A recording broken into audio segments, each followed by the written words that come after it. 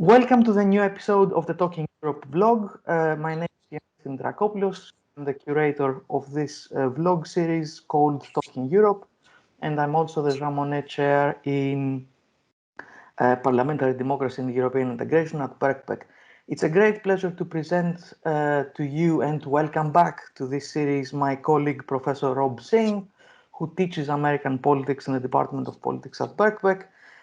Who, amongst other things, has a unique feature, which is his ability to write authoritatively, not only in relation to domestic politics in the US, and I could mention as examples his book on the Congressional Black Caucus of 1997, or his most recent book entitled In Defense of the US Constitution, which came out in 2018, but also foreign policy matters. As an example, I could mention his book entitled After Obama, which came out in 2016 and deals with issues of American foreign policy in the post-Obama period, and was published by Cambridge University Press. I have invited Rob Singh to answer a small number of questions which came to my mind as a Europeanist, which I am, because of this expertise that he has. And of course, the occasion, as is obvious, is the presidential election in the US, which has not formally concluded, but seems certain to lead to a Biden presidency. So without further ado, I will ask the first question, which relates to the nature of the result of the presidential election. The Republican candidate has not won the popular vote since 2004, any Republican candidate, but Trump's high score in this year's election indicates that the country is divided. So the first question, I guess, is whether this result is likely to lead to a Biden presidency that will be focused primarily on domestic issues, or will also deal with foreign policy matters as a matter of priority. I think it's almost inevitable that the focus will be domestic, in particular on resolving the pandemic and on getting an economic recovery program into action. So there's no question that that's going to dominate the agenda. Having said that, there are a couple of things there. One is that Biden's going to be, in all likelihood, the first president since George H.W. Bush in 1989 to enter the White House without control of both houses of Congress in his own party's hands. And that's going to make getting any domestic agenda through extremely difficult. So Biden will have at some level a certain amount of incentive to focus on foreign policy, if only because of the troubles he's going to get on the domestic front. Okay, but would you go as far as to say that because of this, he's likely to be a lame duck president, at least domestically? I think there's a very strong chance of that. Even if you take an optimistic view on his part that the two runoff elections in Georgia in January go to the Democrats, at most that gives him a 50-50 Senate with Kamala Harris having the deciding vote. So it's going to be difficult even then to get any significant legislation through. You've got to keep the Democrats completely unified. One Democrat who resigns, who dies in office, throws everything up in air. And at the same time, because of the narrowness of the margins in both houses of Congress, both parties are basically beholden to their extremes in their caucuses. This again is going to make compromise very difficult.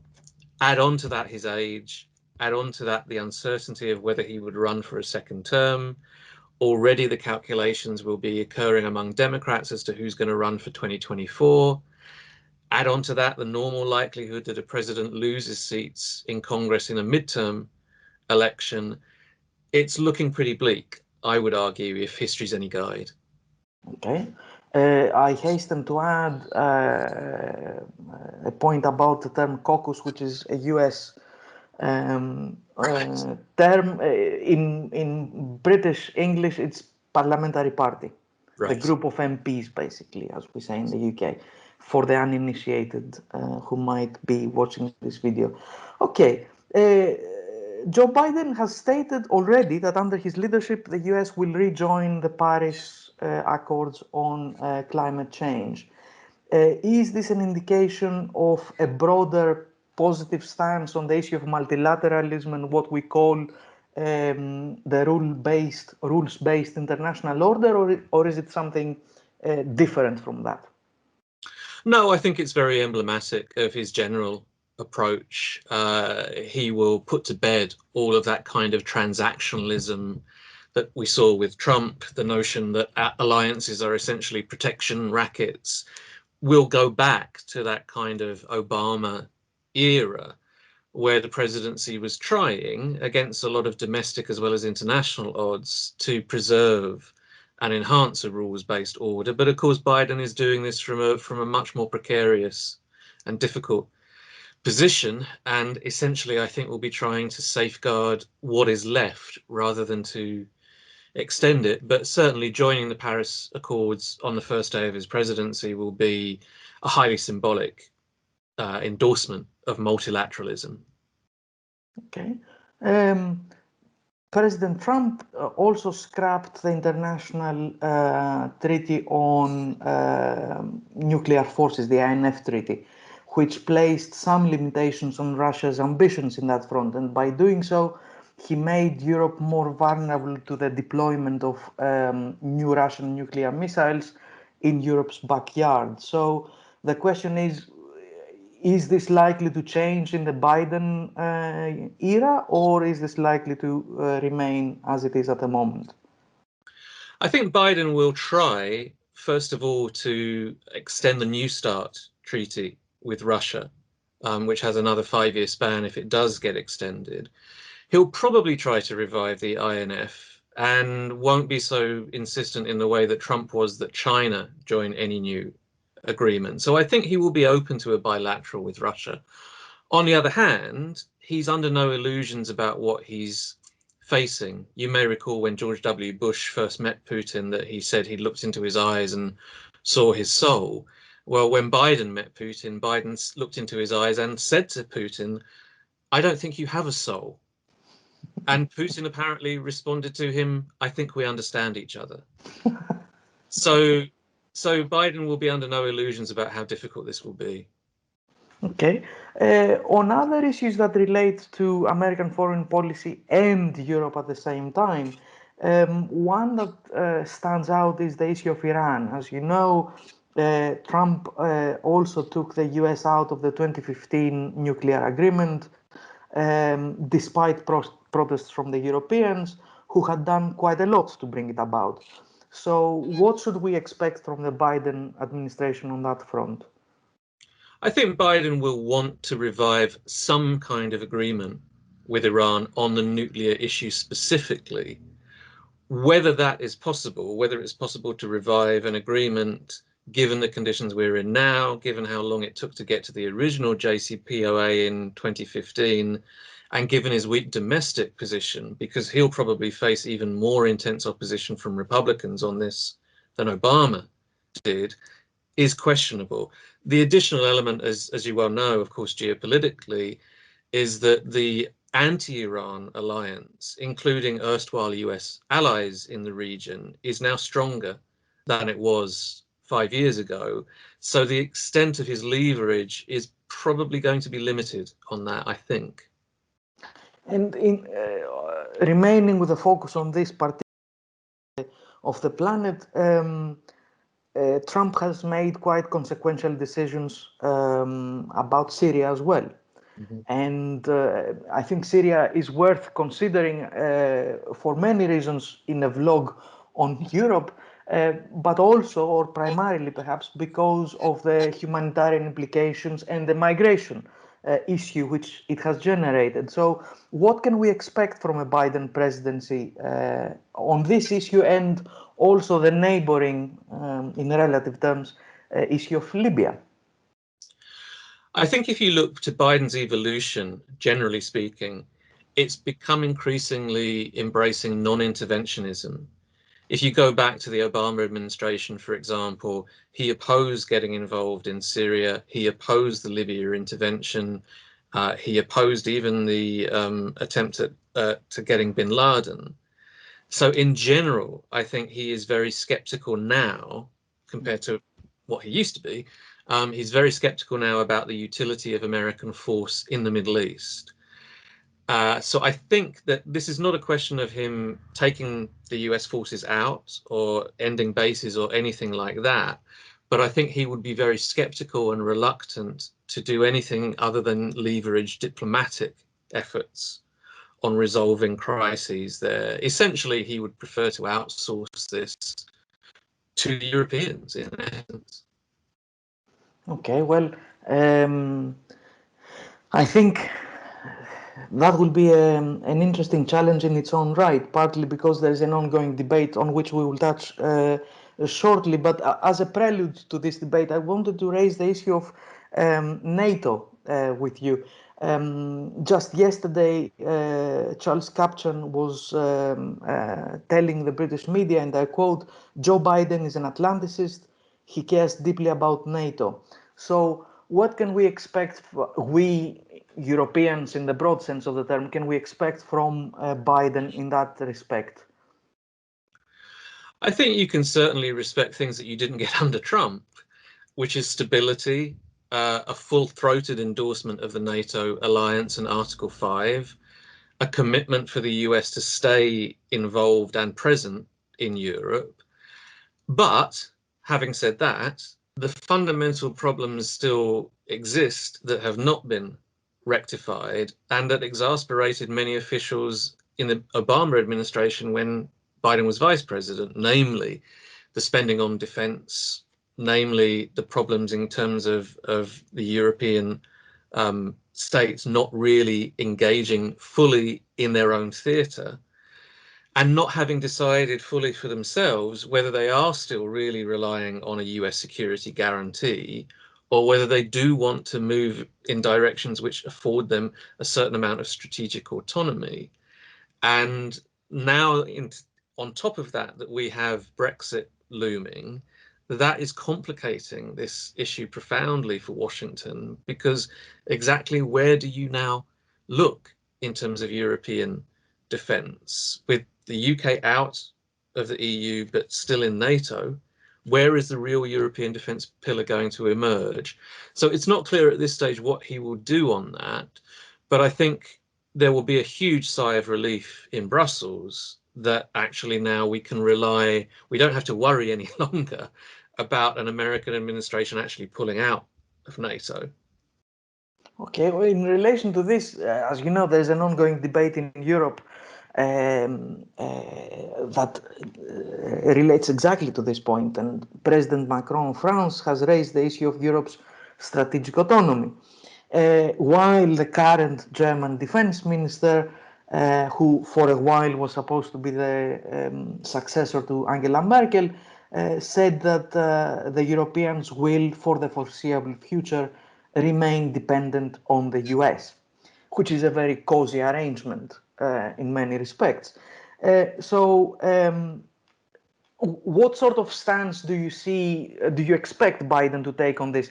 Do you expect them to expect a new administration to push further in the direction of the development of a European pillar of NATO, for example? The argument about defense spending is of a certain value, but there are other things that are going. There are other things, although I'd caution in two respects on that. One is that the defense spending argument is going to resonate because there's going to be a lot of a push from the left of the Democratic Party to cut defense spending in order to fund social spending at home. Now, Biden, I don't think, will want to do that, but he will get a lot of pressure there. That, I think, would feed into the broader notion that essentially the pressures towards a less extensive role for the United States predated Trump. They really began under Obama, and they're going to outlast Trump. And they exist on both the left and the right. And so I think to that extent, while the United States will still want and will be active in NATO, if Europe is willing and able to take up a more autonomous role, I think you'll find Washington encouraging that, particularly within the European Mediterranean theatre. This is very interesting because one of the points that are often missed in the current, well, the ongoing debate in Europe on the concept of strategic autonomy is that when Macron raised the issue, he was not referring to defense only. One of the things that relate directly to the concept of autonomy has to do with things like supply chains, commercial agreements that feed into a particular kind of or a particular aspect of security, medicine, as an example. In a continent where quite a lot, well, most of the medicine we consume comes from outside of the continent. So US watchers amongst Europeanists have argued that there have been signals from the Biden entourage suggesting that they will be looking for input from Europe and the allies of Europe about how to proceed with China specifically on issues like trade, technology, and other aspects of the relationship. That means that obviously Europe will need to figure out what it wants from that particular front. But what kind of stance is Biden likely to take on this multifaceted issue? How likely is the Biden administration to work with the Europeans, and in particular the EU, to provide a joint response to China's rise? And by rise, I mean not only militarily, but also commercially, financially, in terms of the presence in Africa and beyond. I don't think there's any question that certainly in the initial period of the administration, they will make every effort possible to reach out to Brussels, to Berlin, to Paris, to every European capital. There's no question that in political terms as well, they want to see democracies working much more closely together.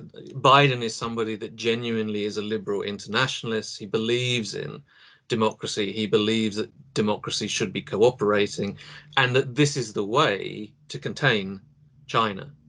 So from that perspective, I think you will see a lot of outreach and a lot of an attempt to enlist Europe and to rebuild that transatlantic alliance as a genuine alliance. Now, how far that can proceed effectively, as you suggest, Dionyssis, is in part dependent upon whether the European Union can get its own acts together and how far it is willing to realign with the United States. Because there's been some discussion, as you well know, that Europe wants to become not a playing field, but a player in international politics and to have its own autonomous approach. That's okay as far as it goes, but from Washington's point of view, that sounds a little bit like the non-aligned position during the Cold War. And given now that there is essentially one of the few areas of bipartisan agreement in Washington is taking a more assertive approach to China, Europe is going to have to decide whether it's willing to go along with that on the commercial side as well, in terms of decoupling and all the rest. So there's a huge amount at stake here. Penultimate question, and again with a focus on, in this case, non-military issues. There's a growing set of decisions coming out of Brussels that relate to US tech giants like Google, Amazon, and so on and so forth, largely on competition cases where the EU is quite powerful, as you know, both in terms of legal authority, but also in terms of influence more broadly. How is the new administration like to respond to this kind of developing issue? I think that's a tricky question to answer because on the one hand, Biden will not be as resistant to those kind of moves, digital tax and so forth, as Trump was. But those companies have a huge amount of political influence on Capitol Hill. And in a context of very, very hyper-partisan politics, it will be probably quite difficult for him far in a kind of pro-EU direction there. Again, there'll be an awful lot of pressure from the progressive wing of the Democratic Party to go that route. But given the numbers on the Hill, given the fact that Biden is essentially a legislator, that's been his life. He looks for deals. He can see where other people's interests are, and he looks for some kind of common ground. That's where he'll head on most things. But on this, I think it might be tough to work something out, certainly in the initial years. Okay, final question with a focus on the UK specifically. Is the UK more or less likely to achieve a very ambitious trade deal with the US under the new administration than it was under the previous administration? And in addition, I ask, are the Americans in that, let's say, positive scenario for the current UK government, are they likely to ask for the same kind of things that the Trump administration asked? For example, access to the NHS, food standards, agricultural produce, and so on and so forth, or other issues? I think there's a couple of ways of answering that. The first thing is any prospect hinges on getting an EU deal first. There is no way whatsoever that the Biden administration, with its commitment to the Good Friday Accords, there's no way that it will deal with the UK unless the UK has an EU deal first. However, even if that happens, I'm skeptical that the UK can get anything through with the Biden administration for a couple of reasons. The first is that this is not going to be a priority for the administration. They don't really want to cut bilateral deals. They want big deals if they're going to go for any deals whatsoever. Trade in general is known as a huge problem in Washington. It takes years to get any agreement through, and Biden will have very limited political capital to expend on this. And when you put on top of that the fact that Democrats on the Hill, not Democratic voters, but Democratic elected officials, tend to be at least, if not more, protectionist than Republicans still today, that's going to make it really tough. And as you said about those various concerns in terms of pharmaceuticals, agriculture, and so forth, those lobbies are still there. They're still highly influential. There's an apocryphal tale that Biden himself, or at least one of his associates, said that you're only going to get a deal if it's good for chicken farmers in Delaware.